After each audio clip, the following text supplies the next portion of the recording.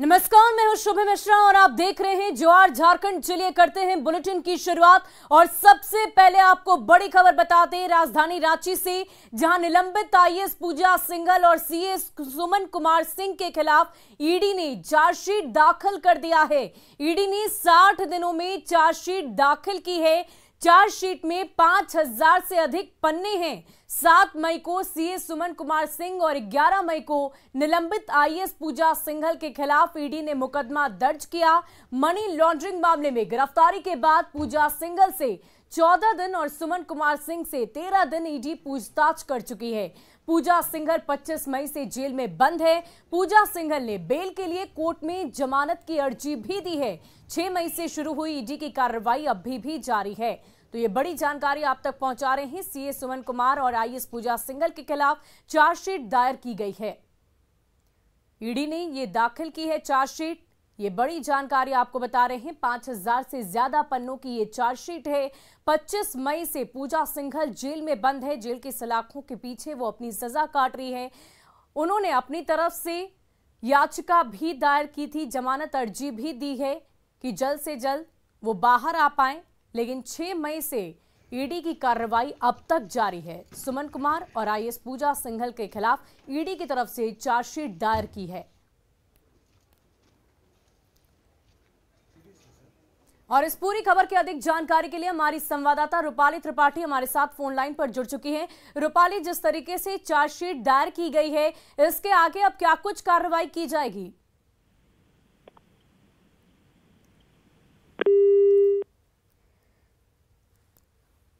रूपाली से हमारा संपर्क इस वक्त नहीं हो पा रहा है, लेकिन ये बड़ी जानकारी हम आपको बता रहे हैं, जहां ईडी ने 5000 से ज्यादा पन्नों की चार्जशीट आईएएस पूजा सिंघल और सीए सुमन के खिलाफ दायर की है। और ये बड़ी खबर आपको खूंटी से बता दें, जहां एसडीएम सैयद रियाज अहमद को पुलिस ने हिरासत में ले लिया है। खूंटी एसडीएम सैयद रियाज अहमद के खिलाफ सेक्सुअल हरासमेंट मामले में शिकायत दर्ज की गई है, जिसके बाद पुलिस ने तुरंत कार्रवाई करते हुए एसडीएम को हिरासत में लिया। फिलहाल थाने में पूछताछ की जा रही है। बता दें कि 2019 बैच की आईएएस है सैयद रियाज अहमद। ये मामला 2 जुलाई का है। जानकारी के अनुसार खूंटी के एसडीएम ने जिस पीड़िता के साथ सेक्सुअल हरासमेंट किया है वो हिमाचल प्रदेश की है। एकेडमिक टूर पर हिमाचल से यहां तक आई थी। बताया जा रहा है कि एसडीएम सैयद रियाज अहमद ने शराब पिलाकर पीड़िता का यौन उत्पीड़न किया है। तो ये बड़ी जानकारी आपको खूंटी से दे रहे हैं, जहां एसडीएम को इस वक्त पुलिस के द्वारा हिरासत में ले लिया गया है। सेक्सुअल हरासमेंट का केस है एक पीड़िता। और इस पूरी खबर की अधिक जानकारी के लिए हमारे संवाददाता ओम प्रकाश हमारे साथ फोन लाइन पर जुड़ चुके हैं। ओम प्रकाश, अब आगे की कार्रवाई क्या कुछ की जाएगी? हिरासत में तो ले लिया गया जी, बता दें कि जिस तरह से पूरा मामला सामने आया, पुलिस मामले को गंभीरता से ले रही है और तमाम प्रक्रियाओं को पूरा किया जा रहा है। बता दें कि सबसे पहले सीजीएम से के यहाँ पर जो पीड़िता है उनका बयान दर्ज कराया जा रहा है, जिसके बाद वहीं दूसरी तरफ साक्ष्यों का भी संकलन किया जा रहा है। उम्मीद की जा रही है अगर तमाम चीजें और जो साक्ष्य हैं, जो बयान है, उन आधारों पर फिलहाल जो एसडीएम को हिरासत में लिया गया है, उसके बाद उन्हें गिरफ्तार किया जा सकता है। तो पूरे मामले को लेकर थोड़ा सा इंतजार है, प्रक्रियाओं के होने का इंतजार है, उसके बाद तमाम चीजें स्पष्ट हो पाएंगी। लेकिन जिस तरह से घटना सामने आई है और एसडीएम के द्वारा इस तरह की घटना को अंजाम दिया गया है, तो कहीं ना कहीं कहा जाए तो ये एक ओम प्रकाश, पीड़िता हिमाचल की रहने वाली है। क्या अब भी वो उनकी जो शैक्षणिक कार्य की वजह से वो यहाँ पर आई थी, अब भी वो वहाँ पर मौजूद है? जी, फिलहाल वो यहाँ पर मौजूद हैं और इसी वजह से उनका बयान जो है वो फिलहाल सीजीएम कोर्ट में, जो खूंटी के सीजीएम कोर्ट में दर्ज कराया जा रहा है और उसी के आधार पर आगे की कार्रवाई की जाएगी। तो फिलहाल तमाम चीजों में साक्ष्यों का भी संकलन किया जा रहा है। उम्मीद की जा रही है कि अगर तमाम चीजें सब कुछ सामने आती है तो उस आधार पर आगे की कार्रवाई की जाएगी। तो फिलहाल थोड़ा सा इंतजार करना होगा कि आगे ओम प्रकाश, आप नजर बनाए रखें। फिलहाल बहुत बहुत शुक्रिया तमाम जानकारी के लिए। और चलिए बढ़ते हैं अगली खबर की ओर। झारखंड अगले 5 सालों में स्वच्छ ऊर्जा क्षमता की अग्रणी राज्य में होगा। मुख्यमंत्री हेमंत सोरेन ने आज नई सौर ऊर्जा नीति का लोकार्पण किया, जिसमें 2027 तक 4000 मेगावाट बिजली पैदा करने का लक्ष्य रखा गया है। साथ ही इस योजना के तहत निवेशकों को आकर्षित करने की कोशिश भी की गई। झारखंड की नई सौर नीति से रोजगार और विकास का अवसर भी पैदा होगा। मुख्यमंत्री श्री हेमंत सोरेन जी। आज के ऊर्जा नीति के विषय में हमारे प्रधान सचिव ने, विभाग के जो अविनाश जी ने पूरी विस्तृत रूप में बातों को रखा है। वैसे तो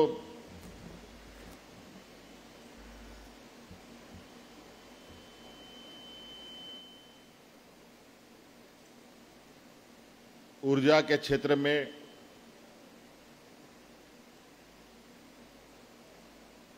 लंबे समय से अलग अलग तरीके से, अलग अलग माध्यमों से कैसे इसका उत्पादन हो, इसके लिए विभिन्न शोध संस्थाओं ने कई काम किए हैं। मूल रूप से हम लोग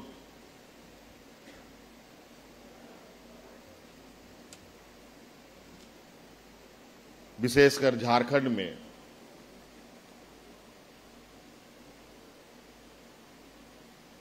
कोयला से उत्पादित ऊर्जा का एक बहुत बड़ा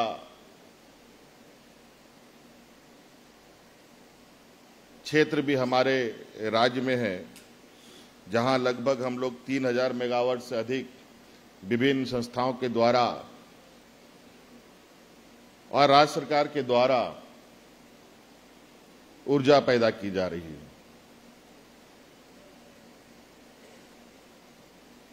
और आज ऊर्जा एक ऐसा विषय हो चुका है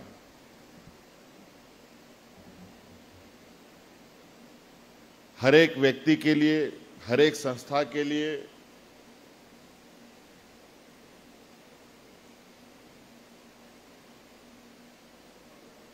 हर उम्र के लोगों के लिए जितनी आवश्यकता जीने के लिए भोजन का है, उसी के बराबर इस ऊर्जा का भी हो चुका है। वहीं कांग्रेस विधायक ने रांची हिंसा मामले में पुलिसकर्मियों पर कार्रवाई की मांग की है। हिंसा में पीड़ित परिवार से मिलने पहुंचे इरफान अंसारी और उमा शंकर अकेला ने पुलिस पर कार्रवाई की मांग की। रांची की जो घटना घटी है वो शमशार करने वाली घटना है। केवल झारखंड ही नहीं, पूरे वर्ल्ड में शमशार हुआ है। बेगुनाह बच्चा को मार दिया गया, पुलिस ने मारा। पुलिस ने, मैं जानना चाहता हूं, क्या बेगुनाह जो बच्चा मारा उसने गोली चलाया था क्या आप पर, पुलिस पर? आप पुलिस कैसे गोली चला दी? सीने में कैसे गोली मार दी है? AK-47 कैसे लिया है? एक बंदूक हाथ में है, दूसरा बंदूक से गोली कहाँ से चला है? बंदूक आपने कहाँ से लाया जो मार दिया आपने? सरकार को एक्शन में आना चाहिए, सरकार को एक्शन लेना चाहिए। मैं मुख्यमंत्री जी से मांग करता हूँ कि आप तो दयालु व्यक्ति, इंसाफ करने वाले हैं, आप जिस कुर्सी पर बैठे इंसाफ कीजिए और जो गलत है उसको छोड़िए नहीं, ये मेरा मांग है। वहीं राष्ट्रपति उम्मीदवार द्रौपदी मुर्मू को लेकर महागठबंधन के घटक दल कांग्रेस के सामने अब कोई विकल्प नहीं बचा, क्योंकि हेमंत सोरेन ने जो संकेत दिए उससे लग रहा है कि वो द्रौपदी मुर्मू के समर्थन में हैं, लेकिन पार्टी की तरफ से खुलकर कुछ भी नहीं बोला जा रहा।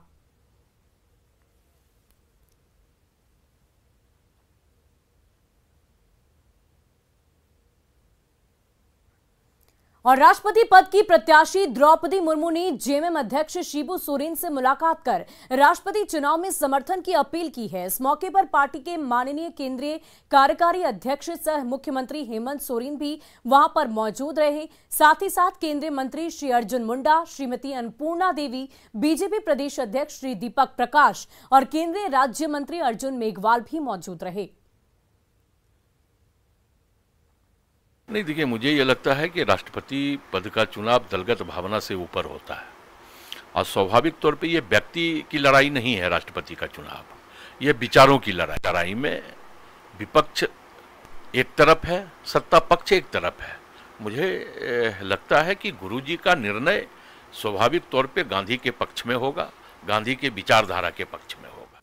और चलिए अब बढ़ते हैं अगली खबर की ओर। कोल्हान का सबसे बड़ा सरकारी अस्पताल एमजीएम एक बार फिर से सुर्खियों में है। अस्पताल में बीती रात से मरीज गायब हो गया है। मरीज का इलाज 12 दिनों से चल रहा था। मरीज का नाम पांडव सोरेन बताया जा रहा है। मरीज की पत्नी के मुताबिक रात 9 बजे पति को खाना खिलाने के बाद वो चाय पीने के लिए अस्पताल के गेट के पास गई। जब वो वापस आई तो उसका पति बेड पर मौजूद ही नहीं था। मामले में अस्पताल अधीक्षक से शिकायत की गई है, जिसके बाद सीसीटीवी के जरिए मरीज की तलाश लगातार जारी है। और खबर गोड्डा से, जहां नया जिला समाहरणालय भवन बनकर तैयार हो गया है। 15 नवंबर 2018 को तत्कालीन मुख्यमंत्री रघुवर दास ने इसका उद्घाटन किया था। कल हेमंत सोरेन इसका उद्घाटन करने वाले हैं। कल उद्घाटन के बाद सभी सरकारी कार्यालय यहां पर शिफ्ट हो जाएंगे। इस 4 मंजिला इमारत पर आधुनिक सभी सुविधाएं मौजूद हैं। वहीं पूरे परिसर को सीसीटीवी कैमरे से लैस कर दिया गया है। गोड्डा को एक नया समाहरणालय भवन मिलना है और इसका जो शुभारंभ है वो बताया जा रहा है कि 6 तारीख को यहाँ होने वाला है। मिली जानकारी के मुताबिक जो राज्य के मुख्यमंत्री हैं हेमंत सोरेन, वो गोड्डा पहुँचने वाले हैं और 6 तारीख को इस भवन का यहाँ पर उद्घाटन होना है। जो जानकार हैं वो बता रहे हैं कि 6 तारीख को इस उद्घाटन से पहले यहाँ तमाम तैयारियाँ कर ली जा चुकी है। जो भी कमरे हैं वो बना दिए गए हैं, जो काम है वो पूर्ण कर दिया गया है। जो यहाँ के प्रोजेक्ट मैनेजर हैं उन्होंने बताया है कि इस बिल्डिंग में करीबन 425 कमरे बनाए गए हैं, जिसमें जिले भर के, यानी कि अगर हम बात करें गोड्डा जिला का जितना भी जिला स्तरीय ऑफिस है वो यहाँ आ जाएगा। यानी कि अगर आपको जिला स्तर पर कोई भी किसी भी अफसर से मिलना होगा तो आपको अब गोड्डा मुख्य बाजार से, यानी कि गोड्डा कारगिल चौक से करीबन 5 से 6 किलोमीटर की दूरी पांडु बथान पर पहुँचना पड़ेगा और वहाँ ये कलेक्ट्रेट भवन बनकर तैयार हो गया है।